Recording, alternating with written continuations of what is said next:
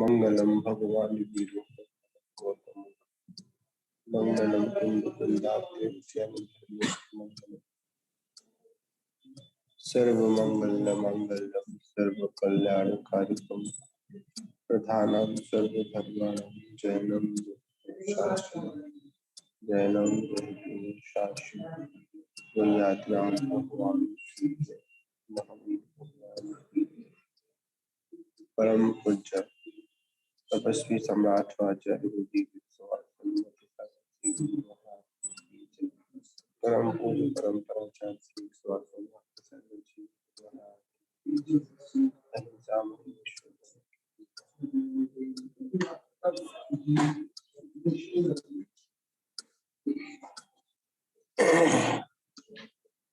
चलिए मध्याह्न काल की वेला में अपन 24 ठाना ग्रंथ के ऊपर वाचना कर रहे थे। इसमें जीव समास की चर्चा चल रही। जीव समास का मतलब कि संक्षेप में जीवों की क्या बताना, बताइए। जीव समास कैसे करते हैं?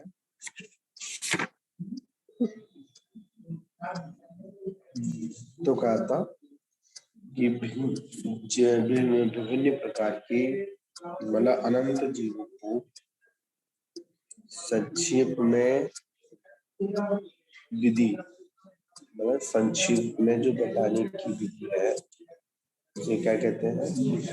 उसको हम जीव समास। तो उसी जीव समास के अंतर्गत अपन चर्चा कर रहे थे कि अनंतानंद जीव और उनके भेद प्रभेद का जिसमें संग्रह किया जाता है उसे जीव समास कहते हैं। जिसमें एक इंद्री, सूक्ष्म बादन, एक इंद्री, पर्याप्तक और अपर्याप्तक, ठीक है ना। और उसमें दो इंद्री सूक्ष्म, दो इंद्री बादन, पर्याप्तक, अपर्याप्तक, तीन इंद्री पर्याप्तक और अपर्याप्तक, उसके बाद चौइंद्री पर्याप्तक और अपर्याप्तक, और उसके बाद पंचेंद्री पर्याप्तक और अपर्याप्तक। इस प्रकार सैनी पर्याप्तक, अपर्याप्तक और पंचेंद्री असैनी, पर्याप्तक और अपर्याप्तक। इस प्रकार अपन भेद प्रभेद करते हैं तो कितने हो जाते हैं? 14 उसमें हो जाते हैं। तो उन 14 के भेदों को हम लोग यहाँ पर समझने का प्रयास कर रहे थे। इसके एक इंद्री किसे कहते हैं? जिसमें एक इंद्री आदि का उदय, दो इंद्री, जितनी जितनी इंद्रियां प्रकट होती जाती है जिस नामकरण की वजह से, तो सभी में अपन क्या करेंगे? उसकी परिभाषा को लगाते जाएंगे। तो उसी के अंतर्गत अपन आज यहाँ पर चर्चा कर रहे हैं अपन। तो चर्चा के अंतर आचार्य भगवान कहते हैं कि जिसके पास एकमात्र इंद्री पाई जाती है उसे एक इंद्री, ठीक है। एक इंद्री दो प्रकार के होते हैं, बादर और सूक्ष्म। पहले चर्चा कर चुके थे, एक बार फिर पुनः इसकी अपन चर्चा कर लेते हैं। उसके बाद आता है कि जो दूसरों को बाधा पहुंचाए अथवा दूसरों से बाधित हो उसे बाधक कहते हैं। जो स्वयं ना बाधित हो और ना किसी को बाधित करे उसे सूक्ष्म कहते हैं। सूक्ष्म जीव संपूर्ण लोक में भरे, बादर एक इंद्रियों का अवस्थान लोग के कुछ ही भागों में है। देखिए बड़ी समझने वाली बात है कि सन्मुक्षण जीव तो लोक में ठठाठस भरे हुए, कहीं पर भी रंच मात्र भी का नहीं है, जगह नहीं है। ठीक है ना। बादर एक इंद्रियों का अब स्थान लोक के कुछ ही भागों में है। ठीक है। और उसके बाद आता है जिनके पास मात्र एक इंद्री, जिनके पास मात्र स्पर्शन और रचना इंद्री पाई जाती है उसे दो इंद्री कहते हैं।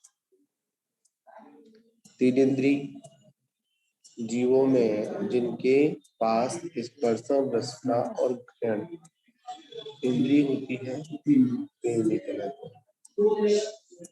चौंद्री किसे कहते हैं? जिनके पास में स्पर्शन रसना ग्रहण और चक्षु ये चार इंद्रियां पाई जाती हैं, इन्हें चौंद्री कहते हैं। मतलब इन तीन इंद्रियों को विकलत्र में क्या आ जाएगा? विकलत्र में दो इंद्री, तीन इंद्री और चौंद्री क्या कहलाएंगे? विकलत्र कहलाएंगे। ठीक है। क्योंकि इनके पास विकल्प अथवा अपूर्ण इंद्रियां, विकलत्र का मतलब क्या हुआ? इनकी इंद्रियां अपूर्ण इंद्रियां होती हैं, इनको क्या कहते हैं? विकल्प। अर्थात अपूर्ण इंद्रियां, मतलब उनकी इंद्रियां क्या नहीं होती है?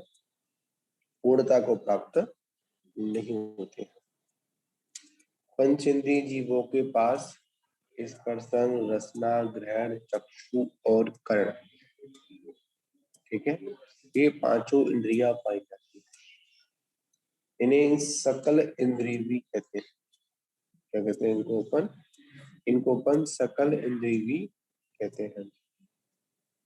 पंच इंद्रिय के दो भेद होते हैं इसमें, एक तो संगी और एक असंगी। मन सहित जीवों को संगी कहते हैं और मन रहित जीवों को असंगी कहलाते।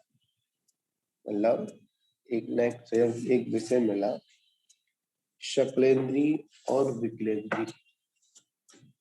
शकलेंद्री में कौन आएंगे? दो इंद्री से लेकर, हाँ, शकलेंद्री में पंच इंद्री जीव आएंगे और विकलत्र में कितने आएंगे? दो इंद्री से लेकर चौन। क्यों है? मन नहीं है, तो परिभाषा है पंच इंद्री के भेद में आ जाएगा। ये तो मुख्यता से आपको बतला रहे, ठीक है। और इनके पंच इंद्री में भी भेद होते हैं और पंच इंद्री में भी जातिगत भेद होते हैं, ठीक है ना। एक तो मनुष्य गति हुई, पंच इंद्री के पांच भेद नहीं, पंच इंद्री के चार भेद नहीं, पंच इंद्री के चार भेद। नरक गति संबंध, क्रंच गति संबंधित, मनुष्य गति संबंधित और देव गति संबंधित। कितने हुए? चार भेद में। इसमें भी नीच गोत्र उच्च गोत्र संबंधित भेद करेंगे तो अनेक भेद में प्रभेद होते चले जाते हैं, ठीक है ना। तो यहाँ पर यही विषय समझा है आचार्य कि हमको ऐसा नहीं करना है। क्या नहीं करना? हमको ऐसा नहीं करना है। हमको पहले मुख्यता की हेडिंग को समझना है।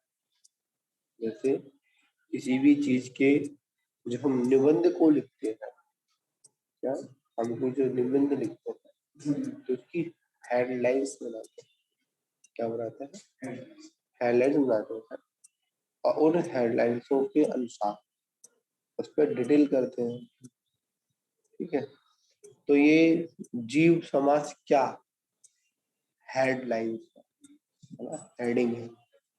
इन ऋणों को जब मुख्यता से बता दिया और डिटेल करेंगे और डिटेल करेंगे तो कहीं ना कहीं करते करते करते करते अपन बहुत गहराई में पहुंच जाएंगे। पर मुख्यता से पंचेंद्रिय की बड़ा विषय मिला, एक शकलेंद्री एक विकलेंद्री। शकलेंद्री में पंचेंद्री और विकलेंद्री में दो इंद्री से लेकर मतलब दो इंद्री से लेकर चौंद्री तक और एक इंद्री को अपन स्थावर मिलता है। जीव के भेदों के अंतर्गत देखेंगे, जीव के दो भेद, संसारी जीव मुक्ति, संसारणो मुक्ताश्च, दो प्रकार के तत्व सूत्र की द्वितीय अध्याय में आता है, संसारी और मुक्ति। मुक्ति जीव के दो भेद, शकल परमात्मा और निकल परमात्मा। एक जीवन मुक्त परमात्मा, एक मुक्त परमात्मा, संसार मुक्त परमात्मा। हाँ, जीवन मुक्त संसार मुक्त। जीवन मुक्त में आपके अनंत परमात्मा आ जाते हैं और संसार मुक्त में हमारे सिद्ध परमात्मा आ जाते हैं। जीवन मुक्त के भी सात भेद, तो 7 प्रकार के जो केवली बताए गए, तीर्थंकर केवली, सामान्य केवली, शब्दपात केवली, उपसर्ग केवली, अंतर्गत केवली। ठीक है, अब अपन संसारी जीव में आ जाए तो संसारी जीव के दो भेद, त्रस और स्थावर। ठीक है, अब त्रस में अपन स्थावर में चलेंगे, स्थावर के 5 भेद, पृथ्वी का एक, जल का एक, अग्नि का एक, वायु का और वनस्पति का एक। इनके भी अपने अपने अनुसार भेद। वनस्पति काय के दो भेद, प्रत्येक वनस्पति और साधारण वनस्पति। प्रत्येक वनस्पति के दो भेद, एक प्रतिष्ठित प्रत्येक वनस्पति, एक अप्रतिष्ठित वनस्पति। सारे दो भेद, एक तन्नगोर, एक नित्य नगोर। मतलब भेद पे भेद करेंगे तो बहुत। फिर तरस पे आ जाओ, ये मुख्यता से बात, इनमें भी बहुत भेद, इसमें भी लब्धि पर्याप्त अपर्याप्त अन्य प्रकार के भेद सब चलते रहते हैं।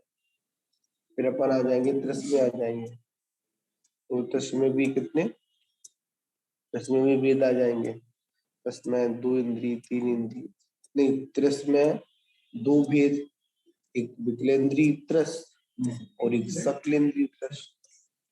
विकलेंद्री में 2 इंद्री 3 इंद्री 2 इंद्री आ जाएंगे। ठीक है, शकलेंद्री में अपने शकलेंद्री में अपने 2 भेद, एक संगी और एक असंगी। ठीक, संगी का तो कोई भेद नहीं, असंगी तो कोई भेद नहीं। अब संगी में भी 4 भेद, मनुष्य, त्रियंज, देव और नारकी। ये सारे विषय कुछ ऐसे हैं, पंचेंद्रिय के 5 4 भेद। अब उसमें भी लगा लो है, संगी के 4 भेद है, संगी का कोई भेद नहीं। इसमें भी सूक्ष्म पंचेंद्री, ऐसे अनेक प्रकार के भेद करेंगे तो भेद पर भेद उठ चले जाते हैं।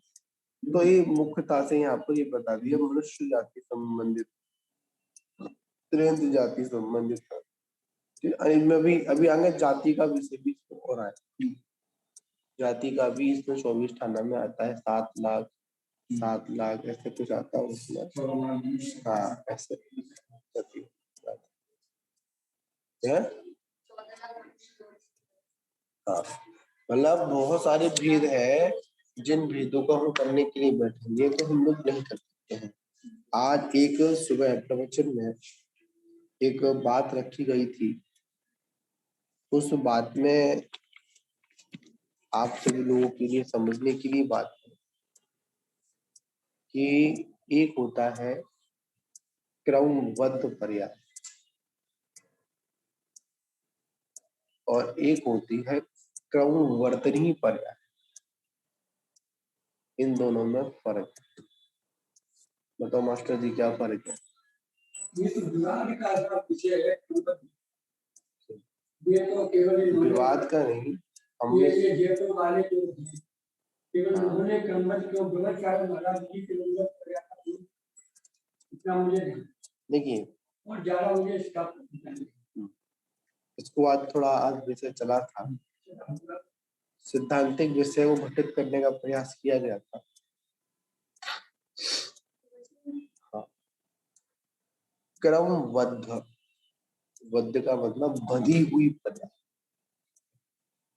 जब कोई पर्याय बधी हुई है उसको हम खंडन कर नहीं सकते। नहीं, जब कोई पर्याय क्रम से बधी हुई है हम उसका क्या खंडन करेंगे? कर ही नहीं पाएंगे। तो क्रम बधा हुआ है, सीएलटी बनी हुई, क्या खंडित करेंगे? आला पद्धति सूत्र नंबर 92 मतलब 92 में स्पष्ट लिखा है, क्रम वर्तन ही पर्याय। जो भी पर्याय है क्रम से आती है। ये तो बात समझ में आती है। जैसे लाइन लगी हुई है, क्या लाइन लगी हुई है तो पहले एक पर्याय आई, फिर दूसरी आई, फिर तीसरी आई, क्रम वर्तनी। हाँ, लाइन लगी हुई क्रम है, क्रम से आएंगी। वद्ध शब्द नहीं है, वद्ध का मतलब फिक्स, फिक्स उन्होंने उसको शब्द दिया है, फिक्स कर दिया, फिक्स नहीं, ऐसा नहीं। मैंने तो लेक्चर जो कोई और पढ़ना बंद ये विषय आता है, बहुत विवादित रहता है। वो ये कहते हैं जो होता है निश्चित और जो होगा वो भी निश्चित है। जब जो होगा निश्चित है, जो होना है पुरुषार्थ की ही दिशा हो जाती है। तो हमारी देखा जाए अगर हम इस तरह का वर्णन करें तो हमारी सकाम निद्रा अकाम निद्रा का जो विषय बताया है तो सारा हमारा व्यर्थ हो जाएगा। जो होना है वो कर्म जब होंगे तब होंगे। हम तो फालतू पुरुषार्थ करें, तो सारी तपस्या करें, क्यों हम प्रतादि उपवास करें? तो ये विषय ऐसा है। और किसी भी ग्रंथ में कर्मबद्ध का उल्लेख आचार प्रमाणित नहीं है। सिर्फ क्रमबद्ध का कहीं पर भी प्रमाणता नहीं मिलती है। क्रम वर्तनी पर्याय तो है, क्रम से आए। आप देखिए कितनी पर्याय, अनंत पर्याय होती है। तो क्या मानते हैं कि केवल ही भगवान ने आपकी अनंत पर्याय को देखा तो उनके ज्ञान में आया या झलका? पहली बात तो वो किसी के पर्याय को देखते ही नहीं है, उनके ज्ञान में झलकती है।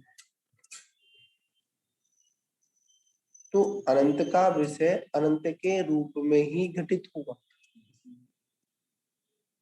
उस अनंत को संख्यात और असंख्यात को घटित नहीं करते, पहली बात तो।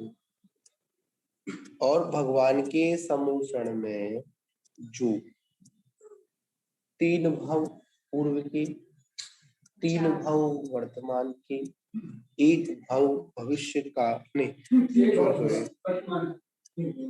तीन भाव भूतकाल के, तीन भाव भविष्य काल के और एक भाव जो वर्तमान काल का दिखता है, वह किसकी अपेक्षा से, किसकी अपेक्षा दिखता है? निकट भूत की अपेक्षा से। जो भगवान के सन्निकट है उसको 7 भाव ऑटोमेटिक दिख गए। जो भूत था वो तो निश्चित, उसमें तो कोई परिवर्तन नहीं हो सकता। जो वर्तमान है उसमें परिवर्तन हो भी सकता है और नहीं भी हो सकती, हमारे साथ पर निर्भर। दो प्रकार की व्यवस्थाएं होती है। कुछ शक्तियां ऐसी होती हैं जो परिवर्तनशील होती है और कुछ शक्तियां ऐसी होती हैं जो परिवर्तनशील नहीं होती। जो होना है वो होकर रहेगा। कुछ कर्म ऐसे हैं जो होकर रहेंगे और कुछ कर्म ऐसे हैं थोड़ा बहुत उसमें हो जाते। ठीक, तो भविष्य की भी कुछ ऐसी व्यवस्था है, कुछ हो जाती है और कुछ थोड़े बहुत पुरुषार्थ के बल पर व्यवस्था बने। ठीक है ना? तो इस तरह की यहाँ पर इन सारी बातों को समझेंगे तो ये सारे विषय क्लियर होते हैं। पर ये विषय अधिकांश क्रमवर्त और क्रमवर्तनी पर्याय में क्या होता है, विवादित प्रसंग ही चलता है।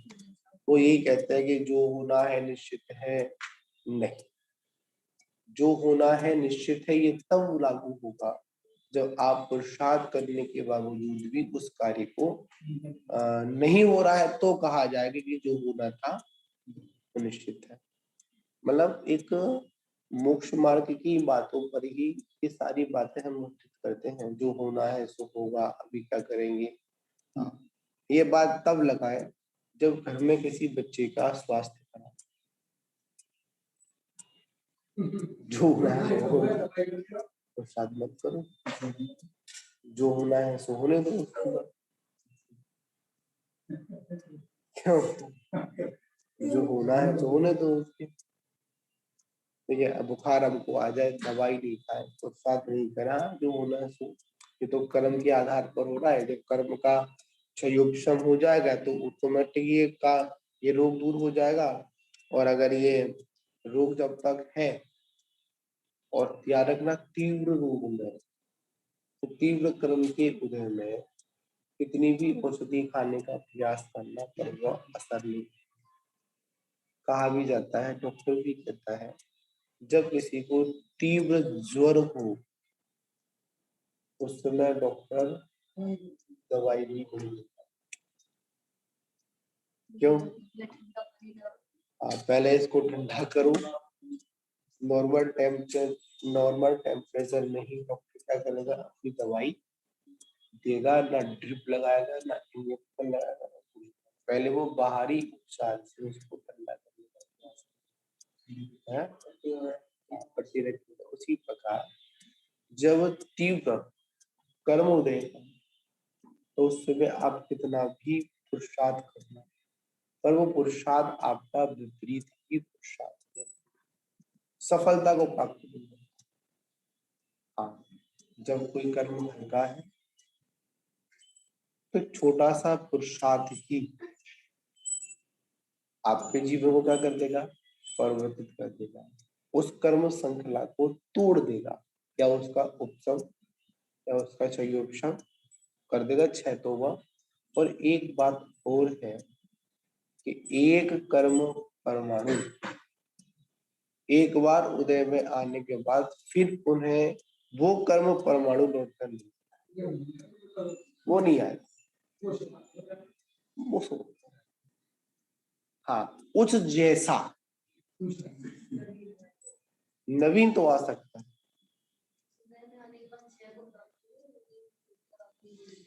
कोई भी कर्म परमाणु है, एक बार उदय में आ गया, तुमको फिर दोबारा लौट कर आ जाए, संभव ही नहीं।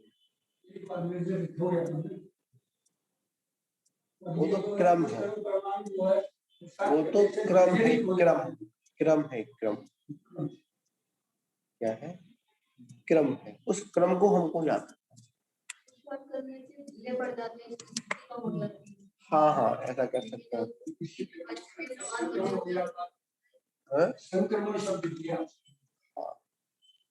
बहुत अच्छी चर्चाएं हैं, क्योंकि ये चर्चा कुछ ऐसी है, जब इस पे हम सभी लोग बैठकर चर्चा करते हैं तो ये गोष्ठी की चर्चा है। सार्वजनिक चर्चाओं में कर सकते हैं, पर गोष्ठी में चर्चा करेंगे तो आपस में मचकर बात आएगी।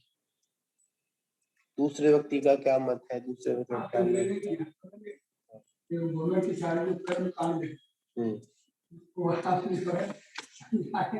तो ये सब चीज उसमें ध्यान आपके पास है गवर्नमेंट मेरे पास वहां से हस्तनापुर से मंगा लो। तो मैंने उसमें ये शब्द उसके बाद मैंने क्या कि केवल मुनियों के द्वारा ही करना चाहिए, जो श्रावक वर्ग गोमट सार कर्म कांड ये है, ये मुनियों की सन्निधि में ही, और ये उत्कृष्ट जिनका ज्ञान है, मतलब जिनका ज्ञान विद्वानों में भी अच्छा है ऐसा नहीं है, पर जो इसको ठीक से समझते हो उनको ही अधिकार दिया गया, हर किसी को अधिकार नहीं, ठीक है ना। तो यहाँ पर भेद प्रभेद की बातें चल रही थी, तो अपन पहले तो ये समझ लें, कोई भी चीज निर्धारित नहीं, हम अपने पुरुषार्थ के बल पर उसको बदल सकते सकते हैं।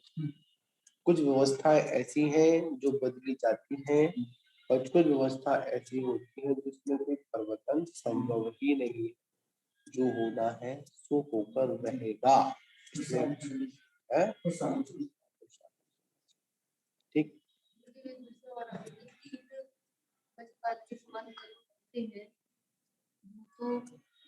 के माध्यम से भी नहीं, जो कर्म वज्र के समान बन जाते हैं वह अपना फल देकर ही जाते हैं, और जो कर्म मध्यम या जघन्य स्थिति में बनते हैं तो एक समय के लिए ढीले पड़ सकते हैं पूजा आदि से। हाँ, ऐसा नहीं है कि वो फलित ना हो। अगर कोई कर्म का बंध हुआ है तो भविष्य में वह उदित होगा, इसको आप नहीं रोक सकते हैं। फर्क सिर्फ इतना है कि वह अपनी शक्ति को तो डाउन कर सकता है। जैसे दीवार पर मारी गई गंदी गैंग, तो कहते ना गोबर लगाते थे दीवार पटकते थे, तो एक गोबर ऐसा होता था चिपक जाता था, लंबे समय तक चिपका रहता था और अपनी समय अवधि पर आकर वो बड़ी मजबूरी में गीला नहीं करेंगे, जी नहीं करेंगे, तो वो अपना असर देकर ही वहां से हटता, निशान पड़ता, निशान भी पड़ता, खुरचना भी पड़ता था, पर वो हटता नहीं था, वह ढीठ। ठीक है। एक तो वो था। एक ऐसा होता है कि लगा और लगने के बाद हमने थोड़ा संभल गए और पश्चाताप किया तो वो गिर गया, मैं साफ कर दिया, साफ तो हो गया, दिख ही नहीं रहा है, चिपका नहीं रहा, पर क्या हुआ, निशान छोड़ के चल, अपना असर तो दे गया। तो यही विषय आप करें, सब चीज कर्म सिद्धांत पर ही करनी। ये सारी चीजें ऐसी हैं, कोई भी कर्म का बंध हुआ है वो उदय में आएगा, उदय में आएगा। अब अपने ऊपर कैसी बोझ था, अगर अपन समता भाव रखेंगे तो नवीन बंध नहीं होगा, और अगर विचलित हो गए तो क्या होगा, उसमें हमने बुद्धि लगा ली तो क्या हो, वो कर्म हमारा भंग है, नवीन कर्म भंग। अधिकांश हम लोग क्या करते हैं, कर्म को काटने के लिए कर्म करते हैं, नहीं, कर्म काटने के लिए कर्म नहीं किए जाते। कर्म को मुक्त करने का या कर्म से मुक्ति पाने का एक ही उपाय है, सहजता। क्या किसी ने कुछ कहा और हमने कोई प्रत्युत्तर नहीं दिया तो चलेगा, किसी ने कुछ कहा और हमने कोई उत्तर नहीं दिया तो वो कर्म आया और चला। एक, और अगर हमने अगर रुक के अगर उत्तर दिया तो, जैसे जुए के अड्डे, जुआ खेल रहे हो, हम बिल्कुल भी नहीं खेल रहे हैं और वहां से निकल रहे हैं और एक समय के लिए वहां पर रुक गए तो जुआरी कहलाएंगे। ठीक है। और पीछे से अगर पुलिस आ गई तो तुरंत हमको रिमांड पर ले लिया जाए, चल भाई चल अंदर।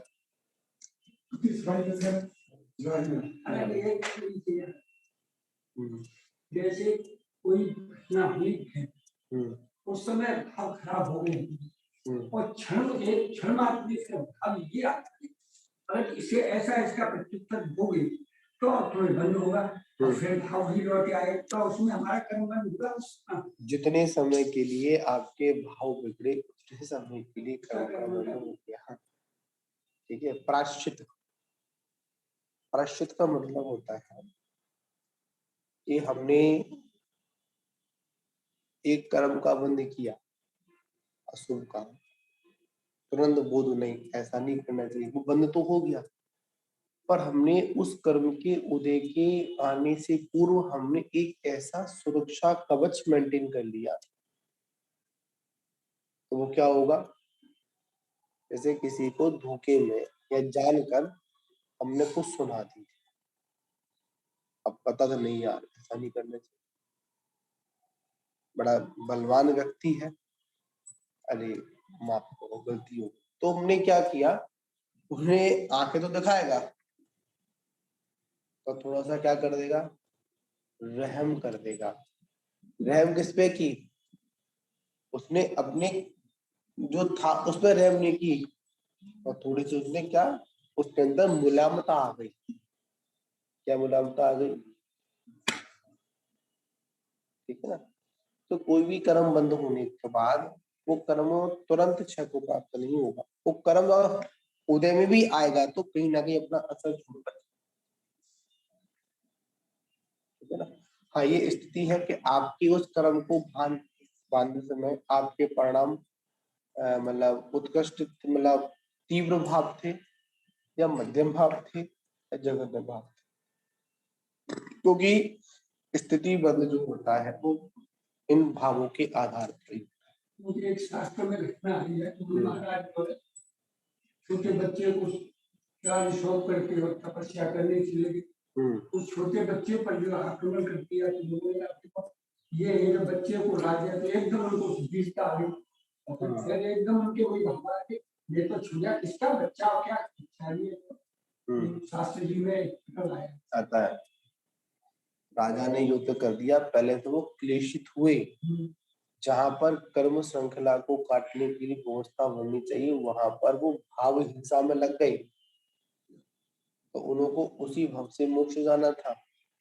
देवताओं के सिंहासन कंपमान हुए, ये क्या हुआ कि ऐसे ऐसे, तो उन्होंने मतलब उन्होंने आकाश में उस राजा की जय कर दी, जय हो जय हो। क्या बात हुई कि बात ये हुई जिसको आपका बेटा था, आपके राज्य पर जो मतलब शत्रु ने चढ़ाई की थी, वो शत्रु क्या हो गया, मृत्यु को प्राप्त, जीत गया तुरंत।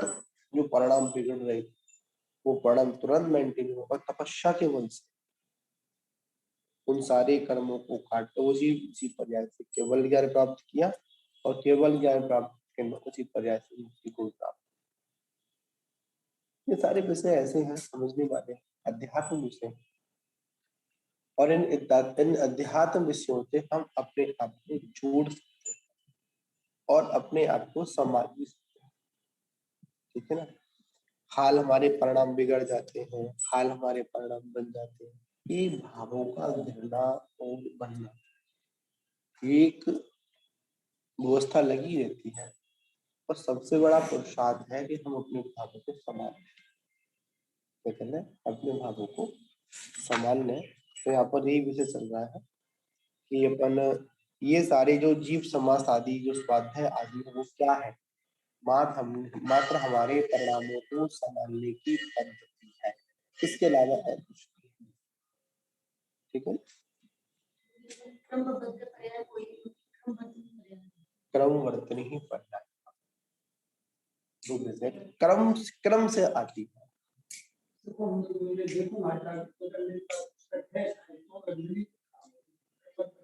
ये विषय कुछ ऐसे हैं, हाँ वो इस पर ही जोर देते हैं, उनका सब कुछ ठीक है पर कहीं कहीं वो एकांत की बात कर देते हैं, और याद रखना एकांत की बात वही करेगा जिसके अंदर पुरुषार्थ की कमी है, बहाने वही लगाएगा कि जो कुछ करना नहीं चाहेगा। जब उनको मतलब बैठे बैठे ही आत्मान कपड़ों में होने लगा तो मुनि क्यों होने, वो वैसे लोग अलग अलग विषय, अपन किसी पर टिप्पणी नहीं करेंगे। बंधी हुई पर्यायों का क्रम तो अगर फ्यूचर भी हमारा बंधा हुआ साबित कर रहे हैं। हाँ वो यही साबित करते हैं, वो यही कहते हैं कि सब कुछ हमारा फिक्स है, कुछ मत करो। वर्तनी मतलब तो हम अपना आ रही है, जो मान रहे हैं, जैसा कर रहे हैं, हाँ परिणाम उस हिसाब से नहीं, हाँ ऐसा भी कह सकते हैं, वर्तनी के साथ में पुरुषार्थ जुड़ जाता है और क्रमवृद्धि के साथ में पुरुषार्थ जुड़ जाता है, वो तो फिक्सिंग वाला फिक्स है। अब तुम फिक्स तुम क्या करोगे, तुम बैठ के जैसे ही कहा जाए कि आज 24 तक का फिक्स है, सब कुछ फिक्स है, सब कुछ फिक्स है, तो मन में आ ही जाता है सबको, किसी को करेंगे क्या जाके, भीड़ बढ़ा करेंगे क्या? जब सारी सीटें रिजर्व है तो करेंगे क्या, फालतू में क्या करेंगे? इस तरह की हीनता आ जाती है। नहीं, आपका भी नंबर आ सकता है, तो आप बढ़ चढ़कर आत्मबल जो होना है वो निश्चित है, अपने कर्मों के अनुसार जो व्यवस्था है वो निश्चित है। अगर आपकी अनंत कर्मों की अगर अगर आपका अनंत संसार है तो आप अनंत संसार की तरह ही पुरुषार्थ कर पाएंगे, आपको उस संसार को छेदन करने का पुरुषार्थ कर ही नहीं पाएंगे। ये सारे विषय ऐसे हैं जब विवादित रहते हैं। विवादित क्या मतलब समझने की ना समझी होती, इसलिए ऐसा करते हैं। तो आगे चलते हैं, ठीक है ना। तो आज हम लोगों ने यहाँ पर सूक्ष्मता में समझा, फिर समझ लेते हैं। इस तरह दो प्रकार के एक इंद्रिय विकलत्रय और दो प्रकार के पंचेंद्रिय के साथ पंचेंद्रिय दो प्रकार के पंचेंद्रिय इसमें कह रहे हैं। इस तरह दो प्रकार के एक इंद्रिय विकलत्रय और दो प्रकार के पंचेंद्रिय, इस प्रकार 7 प्रकार के जीवों में पर्याप्तक होते हैं और कुछ अपर्याप्तक होते हैं। वो क्रम बता रहे हैं इसमें। जो जीव अपनी पर्याप्तियों को पूर्ण कर लेते हैं पर्याप्तक कहलाते हैं, और जिनकी पर्याप्ति अपूर्ण होती है उन्हें क्या कहते हैं, उनको अपर्याप्तक कहलाते हैं। युक्त 7 प्रकार के जीवों के पर्याप्त और अपर्याप्त के भेद की अपेक्षा 14 भेद होते हैं। उसे ही 14 जीव समास कहते हैं, क्योंकि इनमें जीवों की संपूर्ण जातियों के भेद प्रभेद का संग्रह हो जाता है, ठीक है ना। उसमें कैसे एक इंद्रिय बादर, एक इंद्रिय सूक्ष्म, पर्याप्तक अपर्याप्तक, दो इंद्रिय पर्याप्तक अपर्याप्तक, तीन इंद्रिय पर्याप्तक अपर्याप्तक, चौंद्रिय पर्याप्तक अपर्याप्तक, पंचेंद्रिय सहनी पर्याप्तक अपर्याप्तक, पंचेंद्रिय असहनी पर्याप्तक अपर्याप्तक, इस प्रकार 14 समास घटित हो जाते हैं। हाँ, 7 पर्याप्तक और 7 अपर्याप्तक का विषय इसमें चलता है, ठीक है ना। तो हम लोगों ने आज यहाँ पर जीव समास के विषय को समझा। आज इतना ही। जय गुरु महावीर भगवान की जय। अथ मध्याह्न कालीन